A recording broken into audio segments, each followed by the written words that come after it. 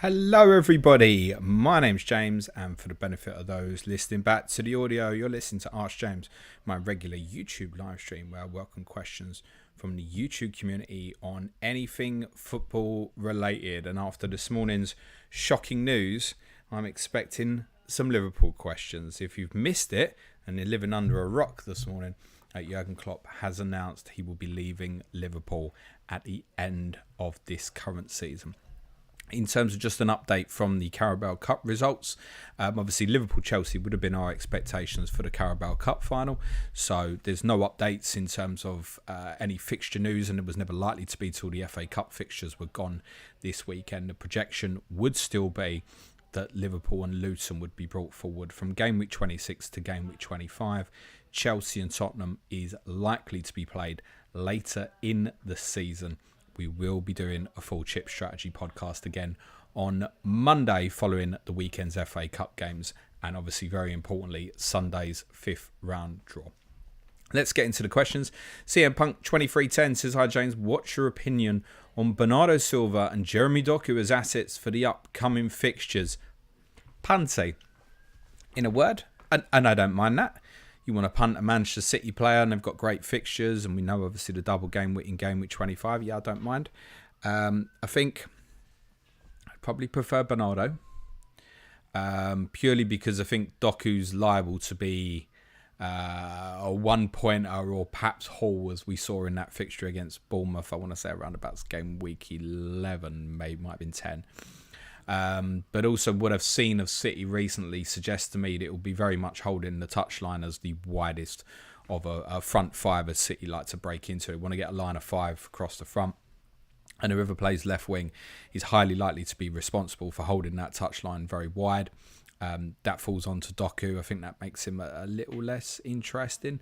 Bernardo's not likely to just hold the touchline on the right. He'll move into central areas, either more advanced or deeper, or may also find himself in a role himself where he ends up deeper in the team, perhaps alongside Rodri. But it's really difficult to say because I think certainly in terms of punting one of those two players, I'd probably want to leave that decision on them a little bit later rather than doing it now. I think it's worth remembering, I know there's been a lot of attention on Erling Haaland, who according to Pep is not going to play tonight, but possibly may get some minutes against Burnley on Wednesday. John Stones is close as well, and that's going to have a major impact in terms of how City play, particularly with the ball.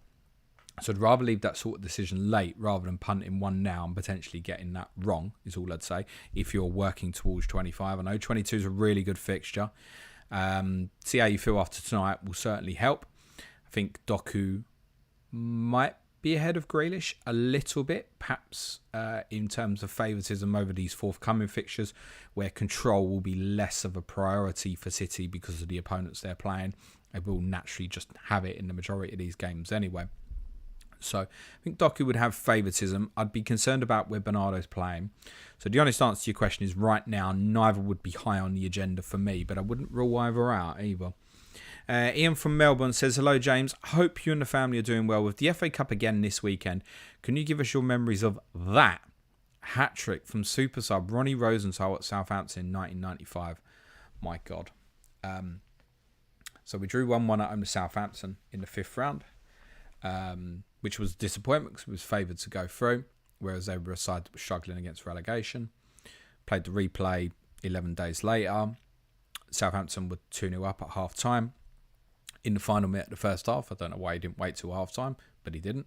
Jerry Francis brought on Ronnie Rosenthal, I think from memory, I want to say for Stuart Nethercott, because I think we played with a back five, which we didn't normally do, but I think we did on that night, and it didn't work.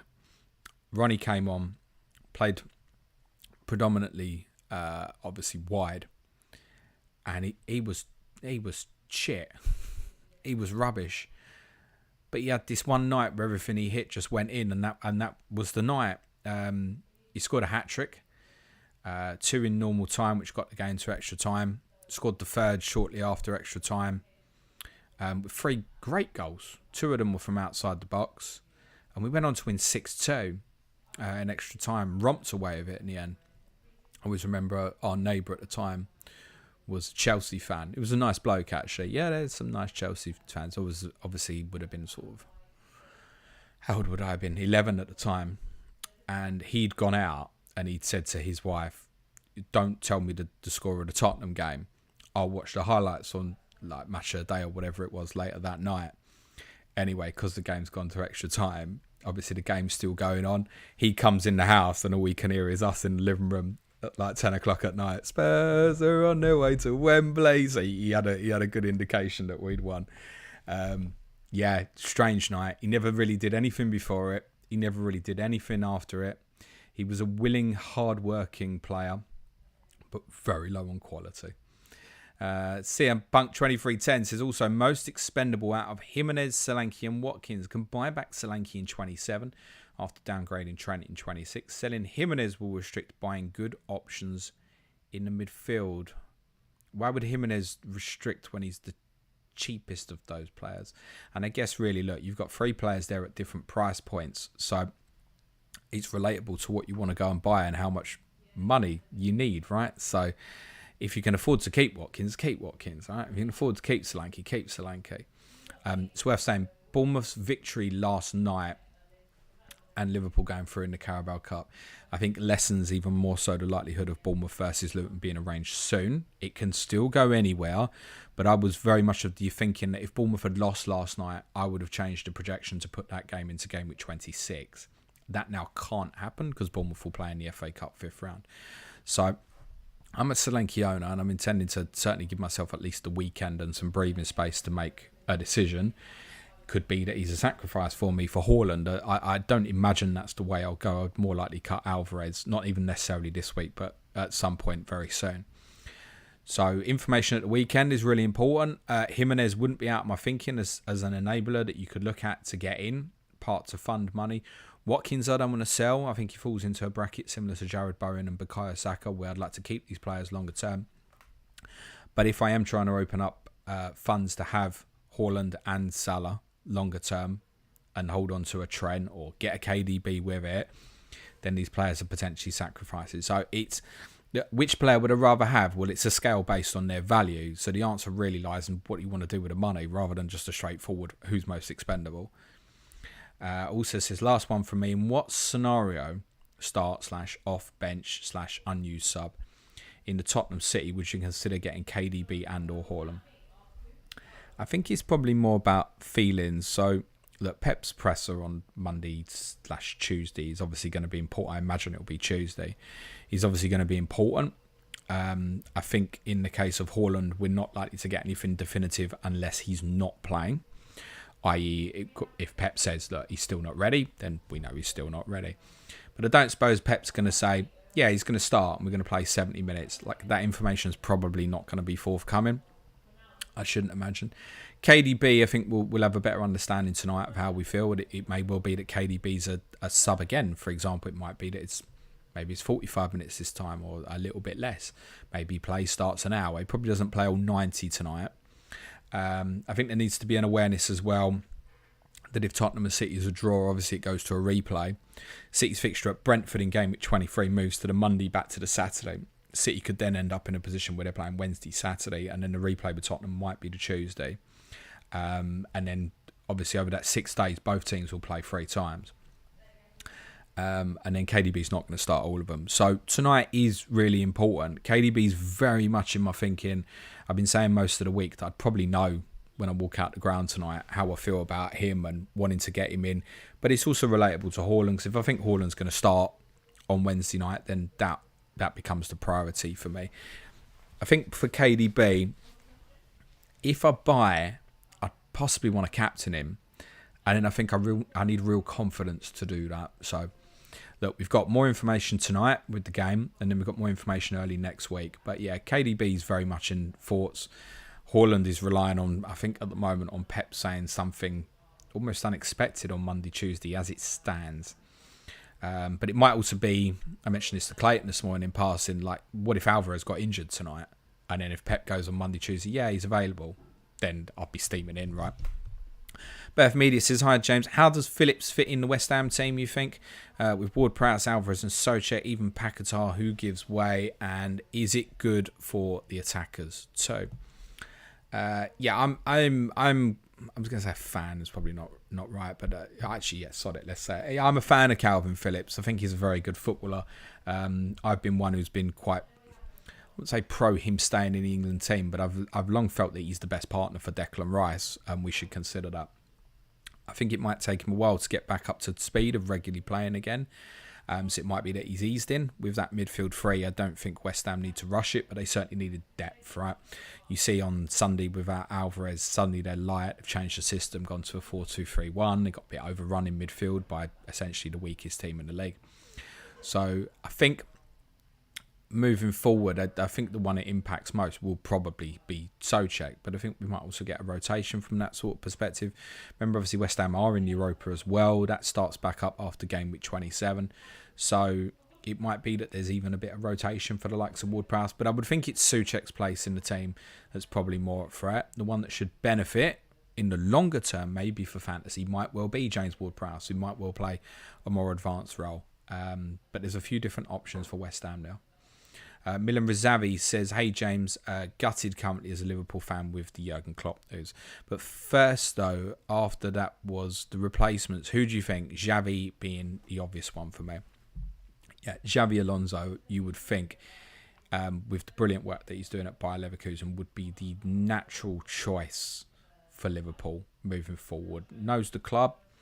It's a different style, so I think it would feel fresh. I think because Klopp has done so well over his 9 years with Liverpool, that just trying to replicate, get the next Jurgen Klopp, if you will, and might be the wrong way to go about doing it. Alonso's got a very different style with what he's doing at the moment. Leverkusen, there are some similarities, which is probably, I was going to say, picked up through learning, but he's obviously not worked with Klopp. But I think the high intensity of what Liverpool fans would expect from their football team, he'll have an understanding of that. That feels like the obvious one.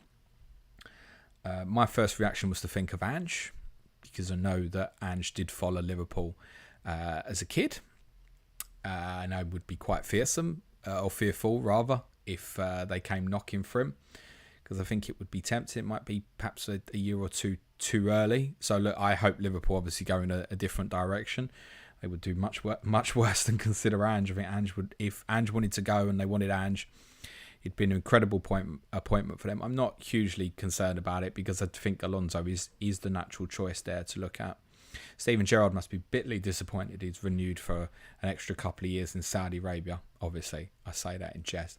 Yeah, Alonso feels like the obvious one, doesn't it? I think it's been said that Pep Lijnders, who's Klopp's assistant, who many thought probably would take over, he's probably going to leave the club as well. I think I've seen this morning, and apologies, I've been doing other content this morning, so I haven't seen all of the news.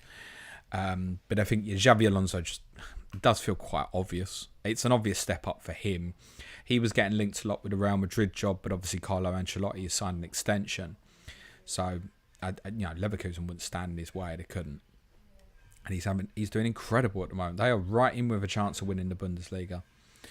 Milan also says, other option for the job for me would be Iraola, De Zerbi, Thomas Frank, and obviously Ange. I know, let me dream. No, I'm going to shoot that down. Thomas Frank, no. I don't think. And I think same for Andoni Iraola at the moment. De Zerbi, yeah, you couldn't rule out. I do see De Zerbi more at City. I have longer term, I have to say that. But certainly most of you will know what I think of Roberto De Zerbi, and if that was Liverpool's choice, then I'm sure they would do very, very well. But it does feel like Xabi Alonso would be the obvious one to go to. Ollie Rose says, good afternoon. Do you know what? I also wouldn't be surprised. I saw that, just to add to that, I saw this morning that Klopp informed Liverpool of his decision in November. So I think you'd have to ask, why now?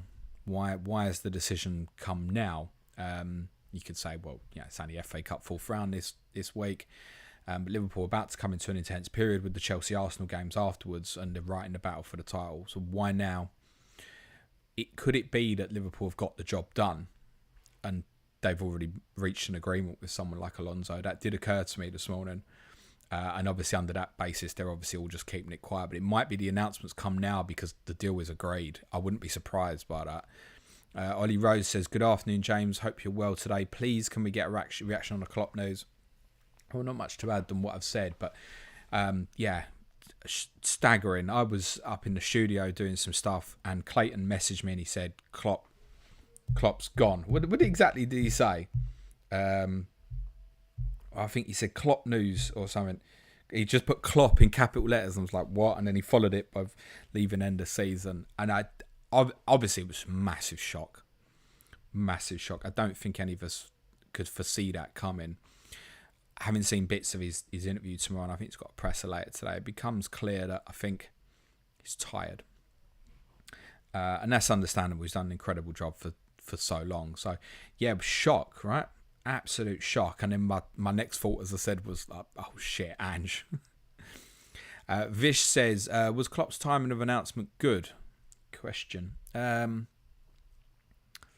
don't know. Like I said, maybe the announcement came today because maybe Liverpool have said to him now, look, we know who we're going for, or we've got it in place. Now we're happy for you to release that story publicly. So there'll be numbers of reasons for the timing, and you can say a case to say kind of the winter break, that perhaps, after the FA Cup third round, why not do it then, and Liverpool have a couple of weeks to think about it.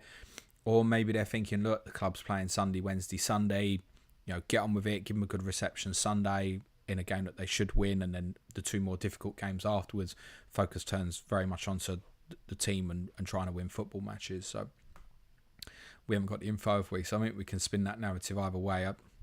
To say the timing's bad, it's like anything, right? If Liverpool were to lose to Chelsea and lose to Arsenal, then people will say the timing's bad, right? Liverpool win those two games, people will say, well, the timing's good, right? And then there's momentum to think, right, see him off in style, win the title, etc. JP says, hi, James. If you had to buy KDB, who would you sell at Saka, Bowen, Richarlison? Good question. I wouldn't want to sell Richarlison this week. Might be a case for it afterwards, with obviously Tottenham now blanking 26. And I guess it's relative to that as well, right? As much as you probably wouldn't want to sell this week, consider that South Korea play Saudi Arabia on Tuesday. You should know before deadline if they've gone through or not, and then Son might be back in 23. Now, is there a direct impact on Richarlison? Probably not, actually. Probably should only be good news, right? But it possibly does have a bit of impact. We certainly know that would eat into Richarlison's minutes, at least, I think. Because I think Tottenham had been using this period where they'd moved Son sort of through the middle in the last 15 minutes or so, whereas Richarlison's going to be close to a 90-minute player while Son's absent. So I think there's that to factor in. Bowen and Saka, we're going to get some information this weekend in terms of one of them. I can say definitely it's not. Obviously, Chelsea Villa could go to a replay tonight. But there'll be information possibly forthcoming tonight in terms of which one of those two players has a fixture in Gameweek 29. That may have an influence based on your strategy going forward. I think for me personally,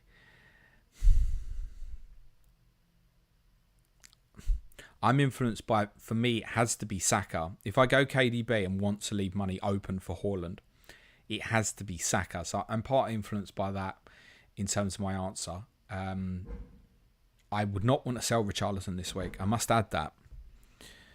So there's a case to say, timing-wise, Bournemouth's fine, but then United away, Arsenal at home, the timing might be right for Bowen. But Kudus is back, and that's going to be good news for him as well. Dermot Whelan says, hi James, hope all is well. Liverpool fans are gutted to see Klopp go. Surely Klopp leaving is the final nail in the coffin for Salah to go to Saudi at the end of the season.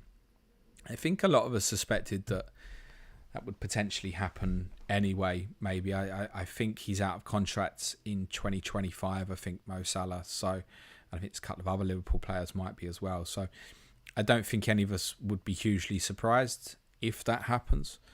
But who knows? It might be a new manager comes in and he feels re-energised by a new fresh challenge at Liverpool. So I wouldn't assume that. Birth Media says, by the way, how's the injury, mate? Getting better, speedy recovery. Not good. It's not good. This week's been bad. Today's been better. Not good. I'll leave it there. JP says, your top 5 Sky Fantasy football punts for the next month. Oh, City players. So Edison, Walker, Diaz, Stones when he's back, Bernardo Silva, KDB. I mean, it really is that, isn't it? Jota at Liverpool, maybe. Trent will be back and won't be in a lot of teams because obviously didn't play against Bournemouth.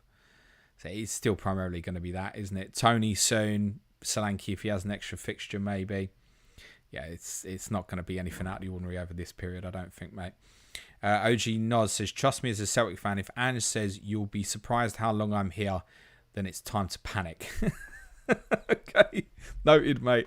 Ben Washington says, hi James, hope you're well.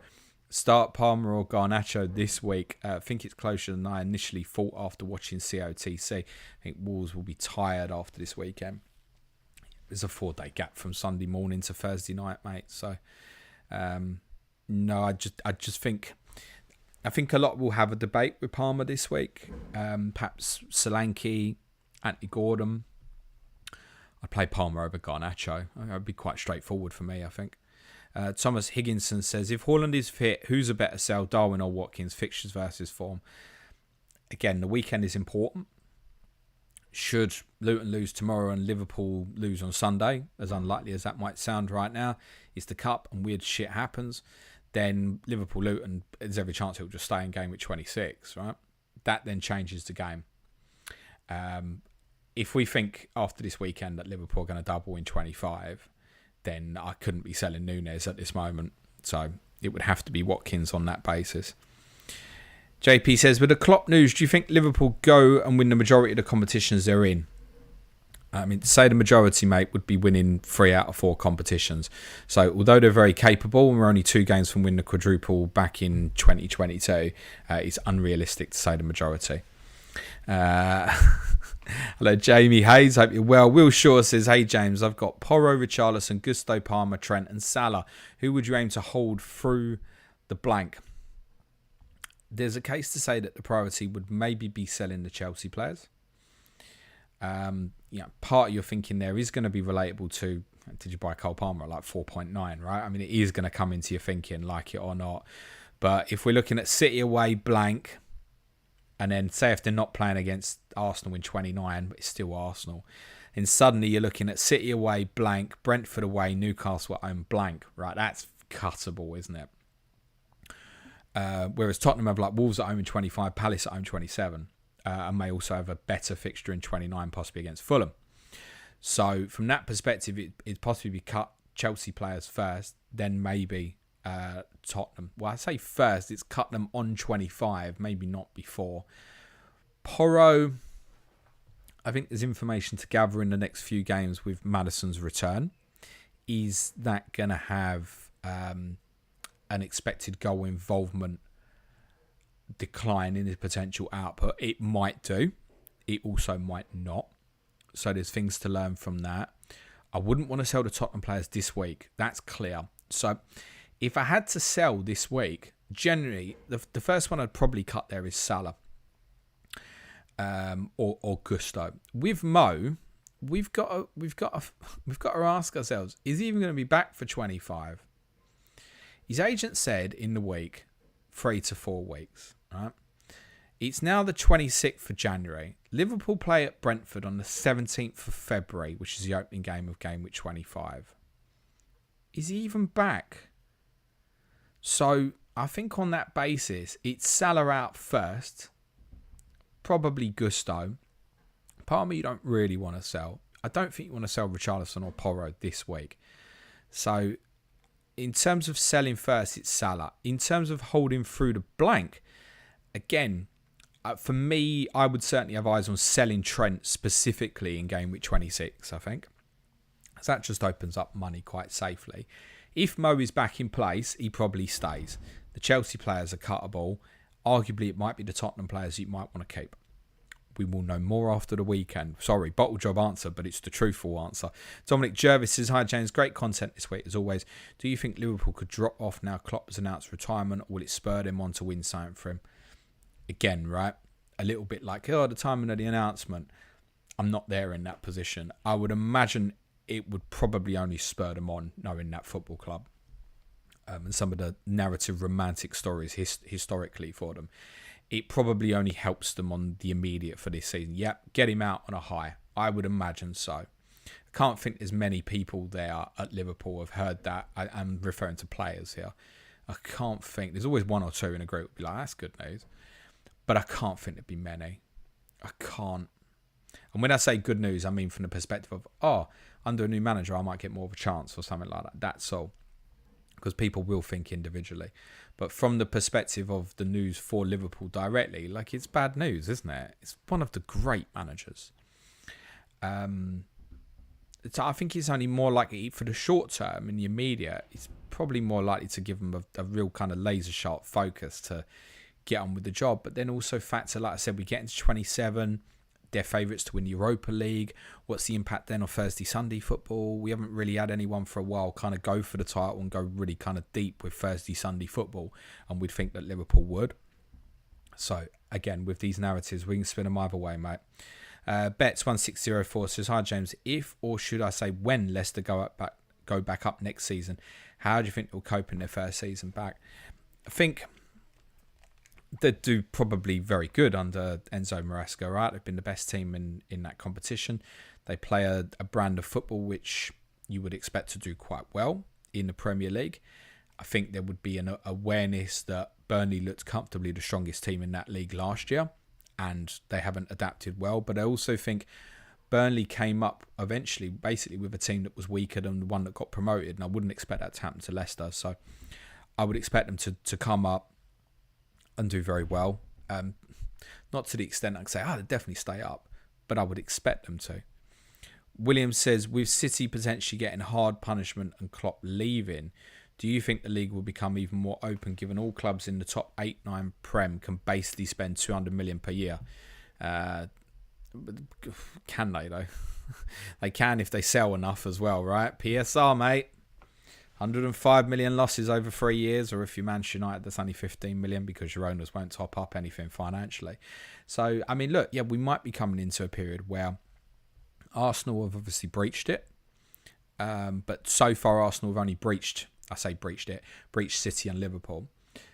So far, it's only breached it 1 year, right? Should Arsenal finish third and, I don't know, let's say hypothetically 8-10 points behind Liverpool City, then it's a real gap to close again. If that was to be the circumstance, then you could say, well, Arsenal got in between them once. Now they're third in that run again. So, look, for the clubs who've got ambition to win the title, which includes my own team, in the not now, but in the longer term, even for Newcastle's, for Arsenal, let's be real about this. City get punished. Klopp leaves Liverpool. On the outside, it probably is. Most others think good. But it doesn't mean whoever comes in to replace Klopp, if it's Xabi Alonso, maybe he'll do even better, right? Maybe he'll take them to a next level. But yes, on the face of it, yes, it probably should help the league from that perspective. Just because those two I say those two acting like Guardiola, but let's say even Guardiola did, right? Let's say City were fine, but Guardiola left. Those two managers are going to be so mad hard to replace, right? In terms of what happens next, ask the Manchester United fan about after Sir Alex Ferguson left, right? Ask even an Arsenal fan about after Arsene Wenger left. Now, Arsene Wenger probably held on for a couple of years too long. But still, as for Unai Emery being the first afterwards was tough, right? It didn't go well. So to replace these type of figureheads that have been at football clubs for so long, it's mad tough. Even think of like Tottenham replacing Pochettino. It's taken them this long to get to Ange to kind of reevaluate and find their identity again. It took 4 years. FPL Freddy says, afternoon, James. Is it too late to get Richarlison in for Salah this week? I know he blanks in 26. You're part answering the question. So I think Richarlison, a few will captain him this week. I think it's a good fixture. Bear in mind what I said about Son, but it shouldn't directly impact him, but it will, I think, harm his expected minutes in games. So no, fine. If that's the player that you want to target this week, then I'm in support of it. It feels better than it did prior to Manchester United. What's he got? 6 in 6. So he's ticking over. Wouldn't be my choice for captain this week, because I still think probably ideally it will be a City player. And for me, if I had to lock it in right now, I'd be going Foden.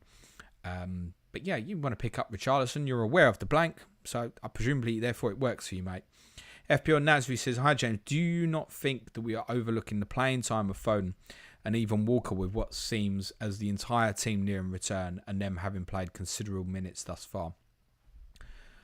Kyle Walker, is he going to get a rest at some point? Yeah, probably, particularly later in the season. Is it a huge impact? No, I don't think so. For Foden, if City have got all their assets available, then sure, there's going to be rotation in there. But I'd also factor in that at the moment, what you got to do with City is you can't say nailed, right? You can't. I hate the word, you know that. What we can say is first choice. And I think certainly now at the moment, his form is too good for him not to be considered first choice. Now, does that mean he definitely plays against Burnley on Wednesday? No, of course not. It's Burnley at home. Pep might decide he wants to do something different. He might decide he wants to play Doku on the right and Silva at 10. I have no idea. But on the face of it, with a 5-day gap from Tottenham tonight to Burnley Wednesday, I'd be very surprised at the moment if Phil Foden didn't play on Wednesday night. Now, looking forward, that situation could change. I already spoke particularly about, and I think you're probably alluding to it as well. I did a piece last week and said that John Stones would impact all of the offensive players. He will, because of where he moves positionally when City have the ball. That has a real impact on the rest of the team. And we know Pep wants Bernardo, really, ideally part of his best 11. He's probably going to want KDB to be back part of it as well. Suddenly, positionally, becomes quite tight. Can they all play together? Yes, definitely. Yes, they can.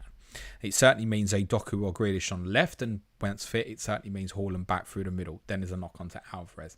I think I talk about narratives all the time. This is one we can spin either way.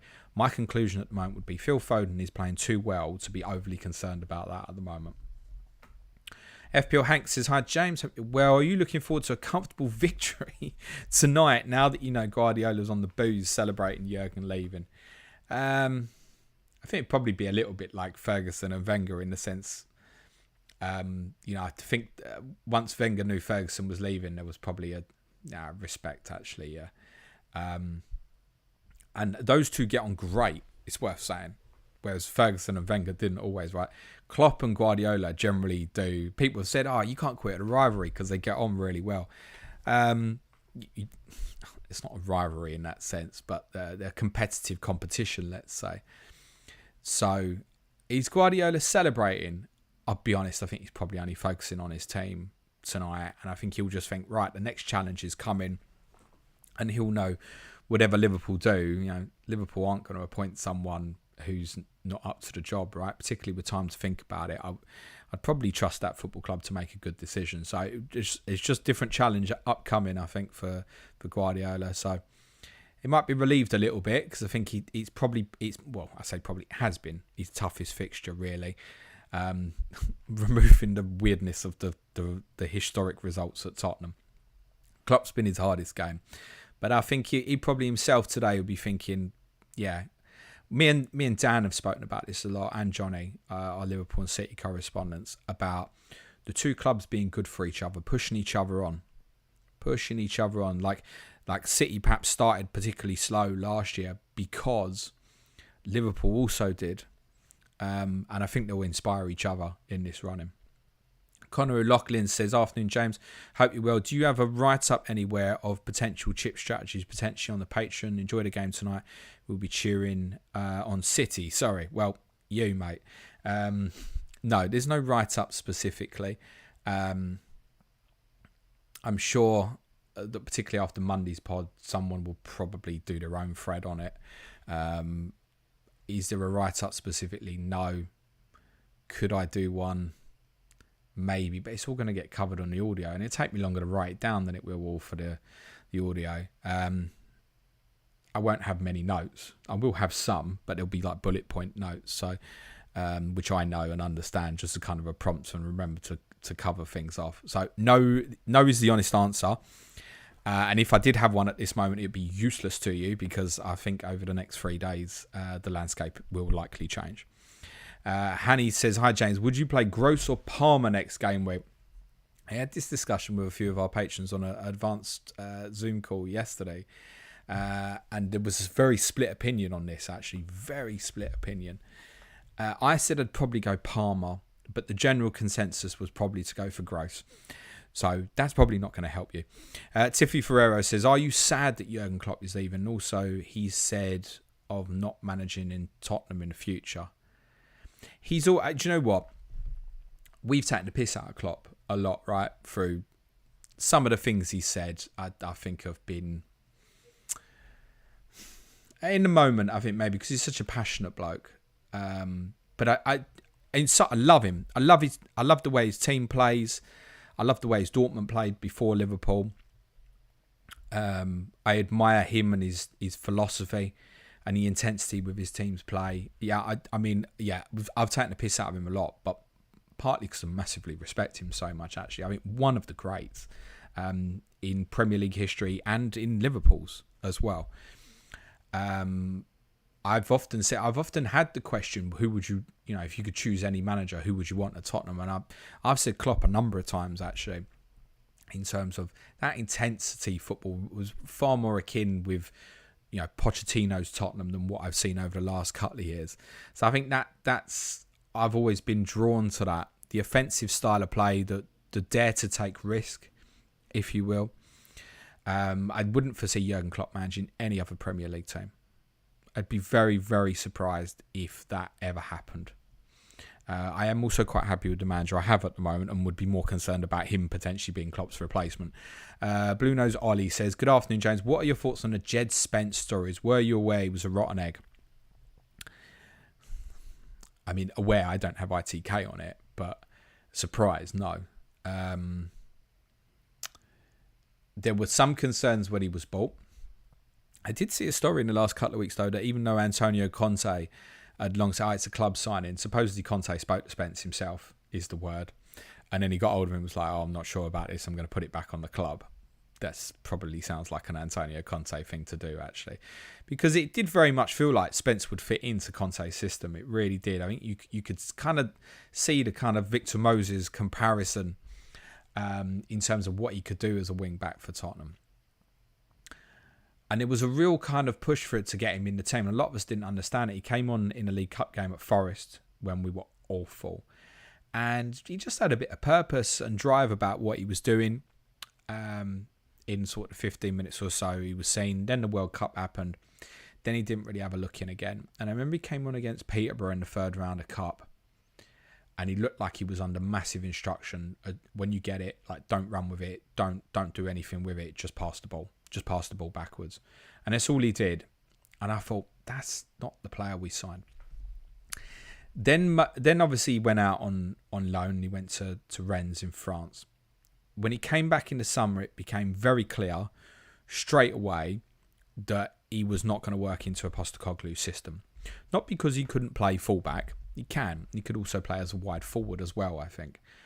But his understanding of the roles and also his willingness to work off the ball, I think he played maybe 10 minutes against West. He might have played a half against West Ham, maybe, in the first pre-season game. And he stood out as the worst player. He stood out as the worst player not because he did anything badly with the ball. He stood out as the worst player because of his work rate. And that's the manager's first time looking at you in a football match. And that was, for me, then, okay, we got a problem here. So I'm not surprised. Not surprised at all. Kenneth Vaz says, no questions. Just want to say thanks for the content, James. Appreciate your relentless work. Thank you very much.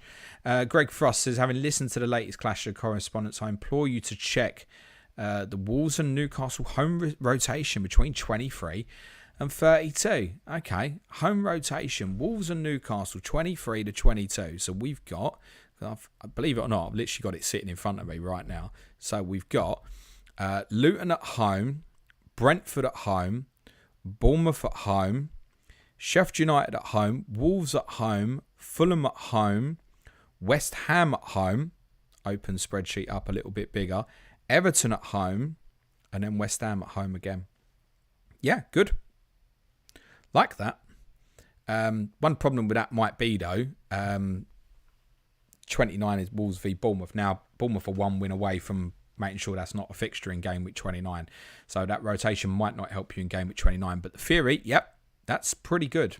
Quite like that. So if you're looking at sort of an 8 Nori / Botman combination, perhaps for those on Wildcard, yeah, good suggestion that. Thanks for that. Ulrich Arnett says, play Tony or Palmer and Gabriel or Estupiñán. For me, I would not want to bench Ivan Toney in any football match. He will definitely have a chance against Tottenham because everybody does. Wouldn't be benching Tony. Gabriel or Estupiñán, I think against Luton, you're looking at the upside of Estupiñán there. That said, Forest have got a set piece problem, and Gabriel is Arsenal's biggest threat from them, as we've seen. But having just scored once, essentially very nearly twice from the last game, I think there'll be a lot of tension on stopping Gabriel from that perspective. So, I mean, Estupiñán for me, I think. Hanny says, which combo would you prefer long term? He says, trying to move his screen. KDB and Estupiñán or Salah and Van Heck, provided they're always fit and starting. That might be defined by which other City players you want and your faith in just captain Haaland, say, every week, right? Because if you're never going to captain Salah, then, do I definitely prefer Estupiñán to Van Heck? Yes. But do I prefer Salah to De Bruyne? Yes.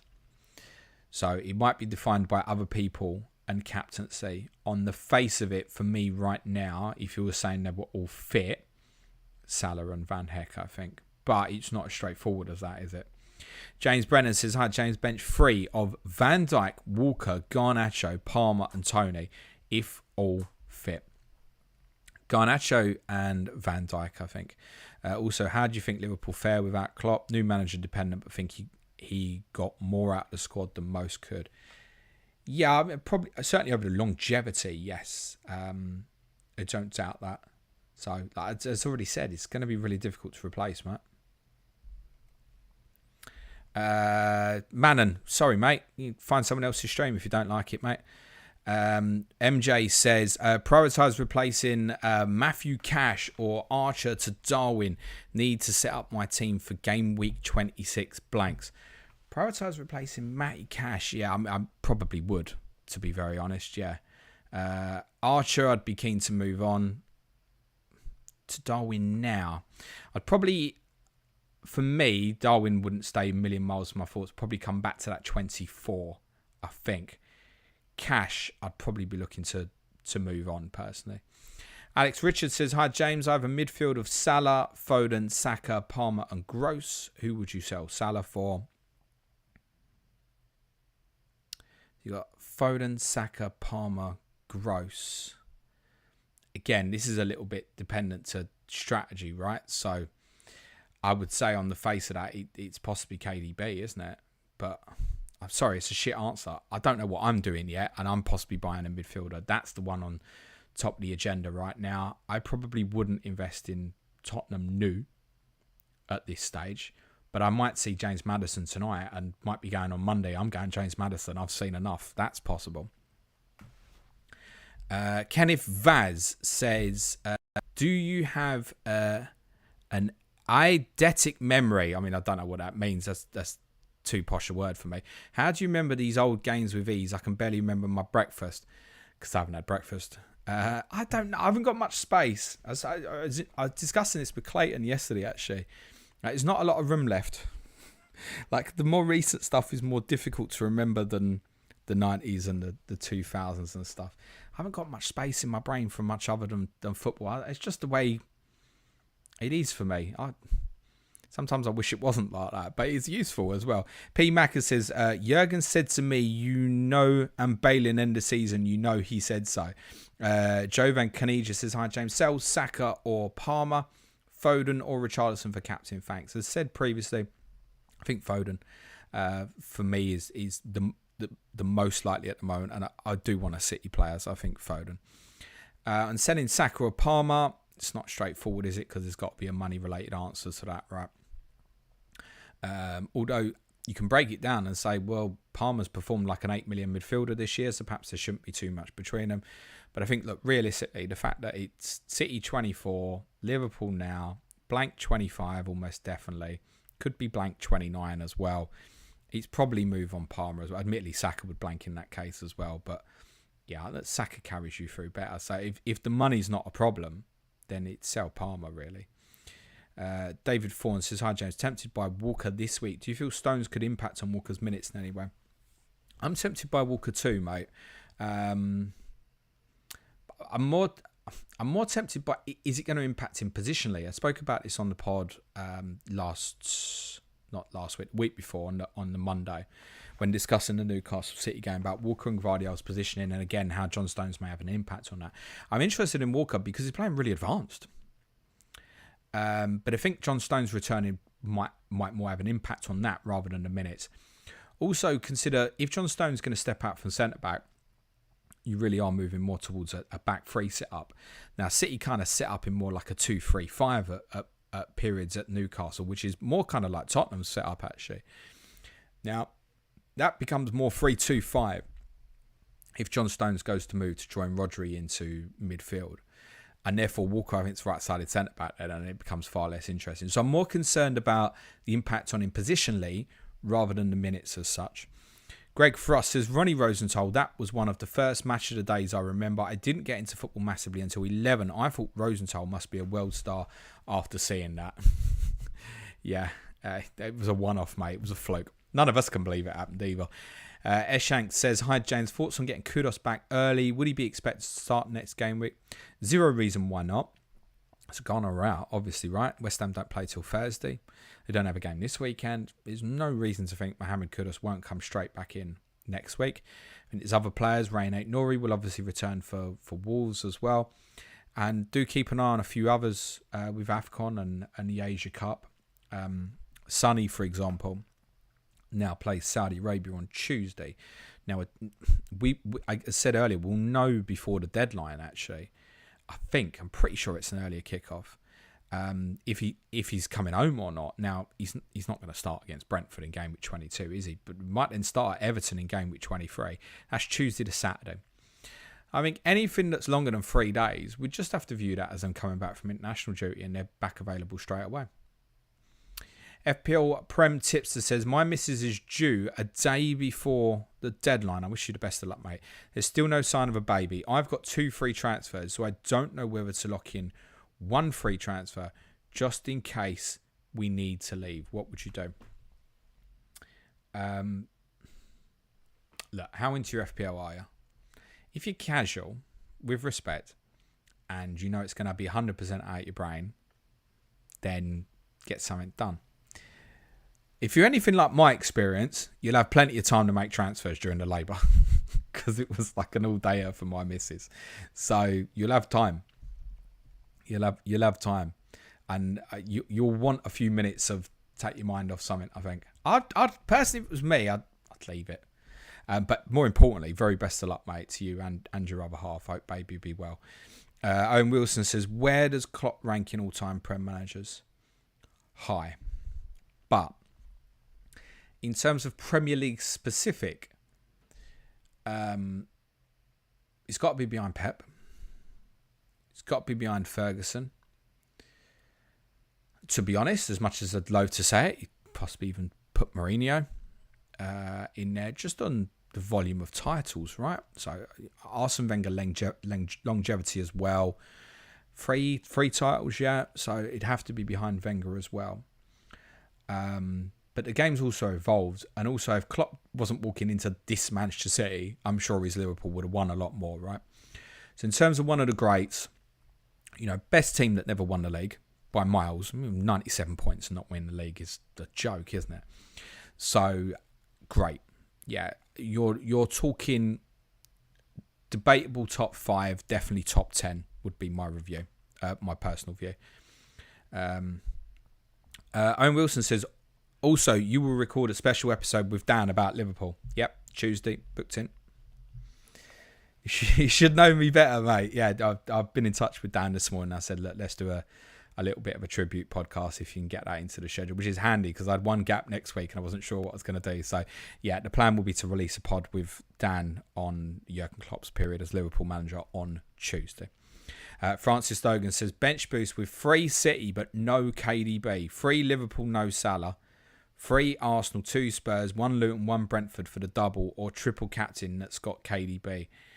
There's a lot going on there, Francis, and it's never as simple as how many Arsenal players or how many Liverpool. Have you got someone who's a rotatable dart in a game week like that, like Kanate, for example? So it's not so much the how many from each team; it's the who is quite important here. And you yourself will know if they're risks or not. On the face of it, don't mind it. I've said this before that I think a few people should look at it. I think the one stumbling block to a lot of people considering a bench boost in 25 is ownership of Chelsea players. If you're sitting there with, like me, with Gusto Palmer, and I've used it, so it's irrelevant. If you're sitting there with Gusto Palmer and you want to look at your weakest bench in 25, bearing in mind Chelsea got Man City away, it doesn't feel right, does it? Whereas if you haven't got any Chelsea, or perhaps you've just got Palmer and there's a route to sell him further down the line, yeah, I've said pretty much the rest of the expected top 10, so that includes your West Ham's, Brightons, have good fixtures in 25, and you can add in your Tonys, your Luton players with doubles, etc. Look at it. I will speak about this again on Monday, no doubt, because I don't think the bench boost in 37. I just think it's going to be really difficult to manipulate this year. I think the fixtures will be tough.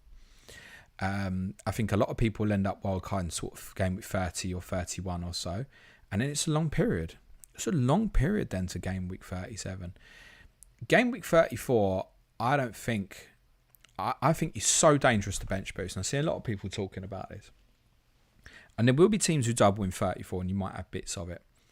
But consider this. This is really important for game week 34. There will be 4 teams, probably. Might be less, might only be 2 or 3, subject to how championship clubs progress. Let's say there's 4, right? Let's say, it's City, Liverpool, Chelsea and Wolves, whatever, right? Those 4 teams would all play in game week 34, probably. Well, in fact, definitely. But it'd all play in the midweek after playing an FA Cup semi-final at the weekend. I would not want a bench boost with a player who's got a single game week fixture that's got an FA Cup game before that could go to extra time, etc. I wouldn't be very keen on that. And I think that is a huge drawback of game week 34. Now, particularly if it's your likes of City, Liverpool, right, well, you're going to have some of it, aren't you? So you automatically will look at 37. So I think alternatives should be considered. And I think Chelsea ownership might be a key point to whether people consider it in 25 or not. Also, if Haaland's not back, and if Salah's not back, do we have the faith to use the triple captaincy in other players?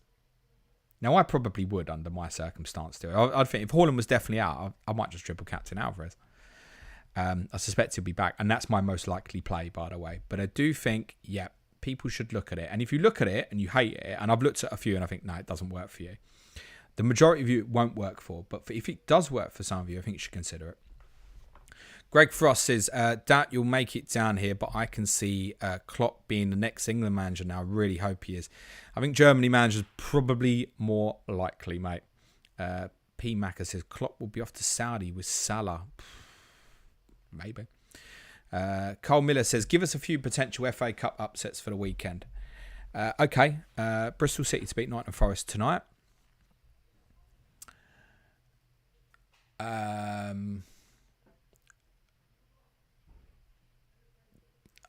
There is one I was thinking of for tomorrow. West Brom to get something against Wolves, even if it's a replay. Wrexham to win at Blackburn Monday would be one, I think. Wrexham are going to outnumber them in the ground.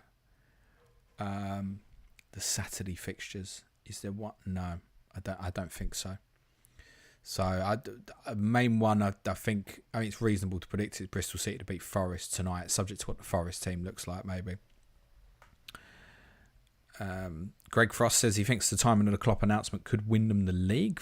Greendale says, hi mate, I need to bench 2 of Wood, Mudryk, Garnacho and Ben Brereton Diaz. My team's a mess, lol, please advise. Okay.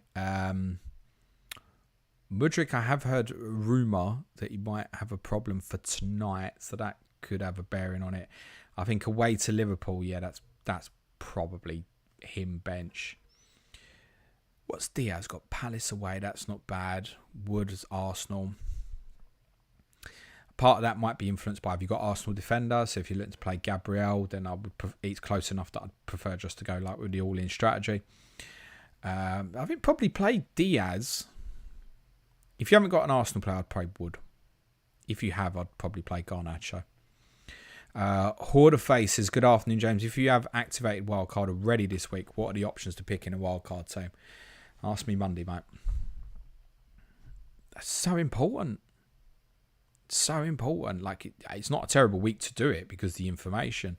But at the moment, just playing the market and you're making decisions from Sunday night.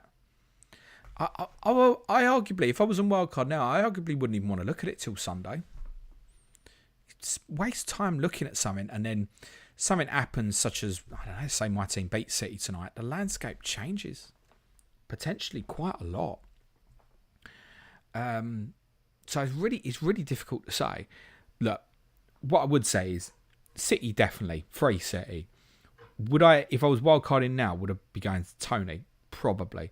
Would I have someone like Alfie Doughty? Yes, probably. But I'd also have an awareness of 26. So I'd probably be, Palmer wouldn't be in it, I don't think, as an example.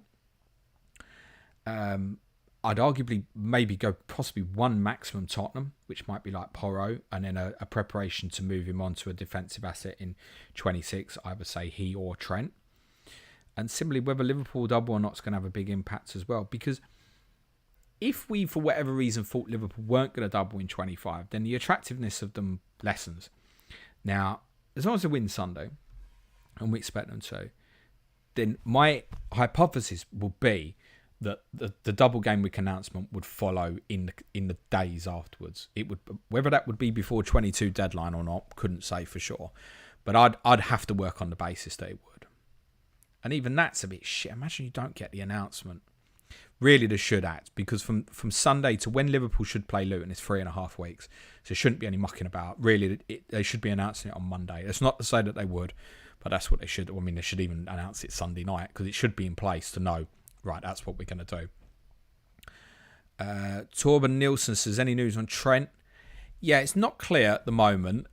There's every chance he'll be in the squad on Sunday.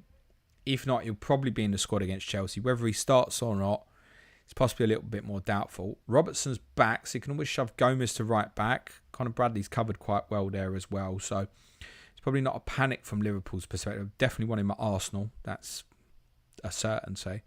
I would imagine I own him. My expectation at the moment would be that he'd probably play. Ruben Villa says, good morning, James.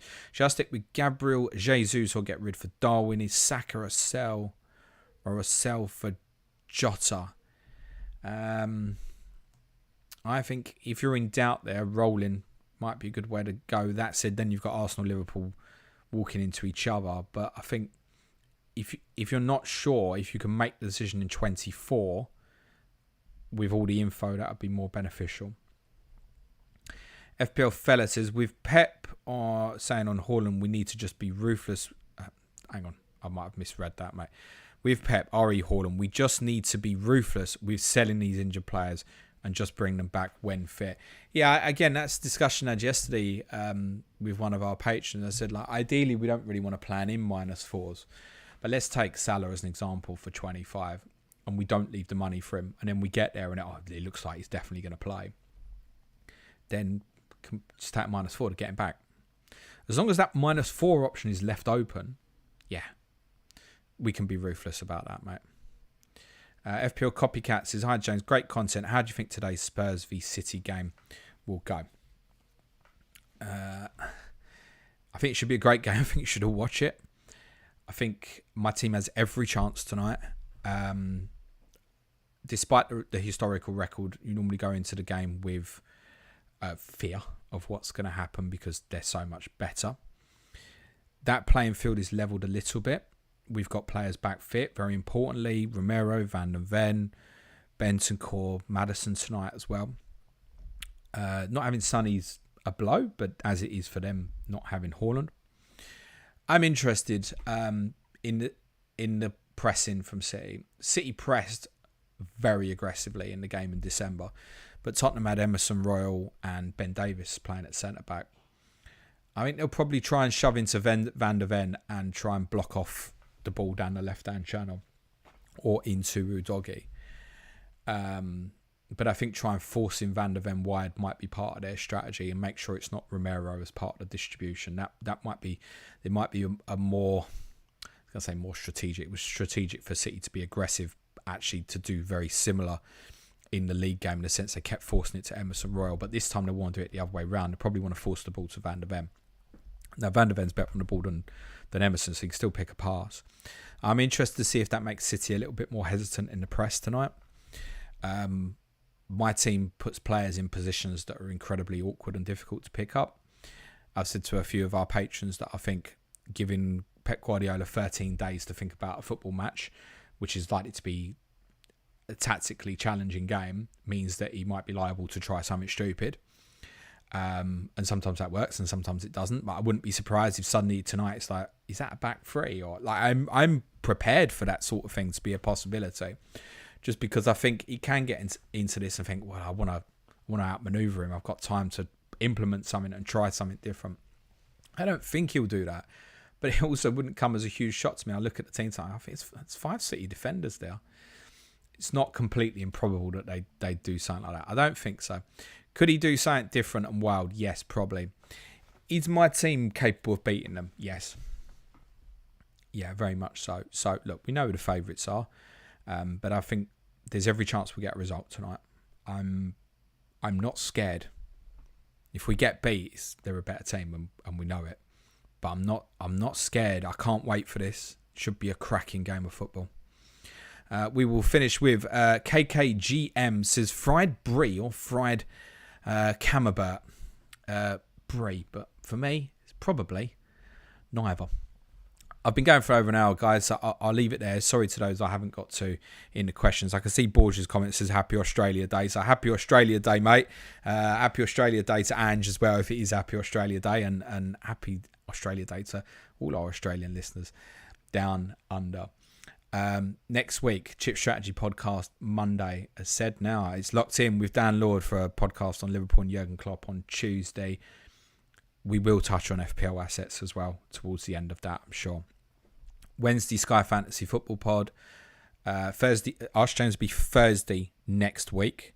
That's so we can do the Game Week Review podcast on Friday. If you want to support the show, it's www.patreon.com/planetfpl. Our podcast next week will include a Game Week Preview podcast on Tuesday and Friday. Our Q&A Monday. Probably a bit of Tottenham. And something else that I haven't decided yet. Money in football, quiz, something like that. If you want to support the show, it's www.patreon.com/planetfpl. Do it because you want to support the show and the free stuff, which apparently not everybody likes because I take too long over some questions. Or because you want the additional content. Right, that's all for now, guys. Enjoy the very rest of your weekend, and the very best of luck to all of those whose teams are playing in the FA Cup this weekend. Cue music, please, Manchild.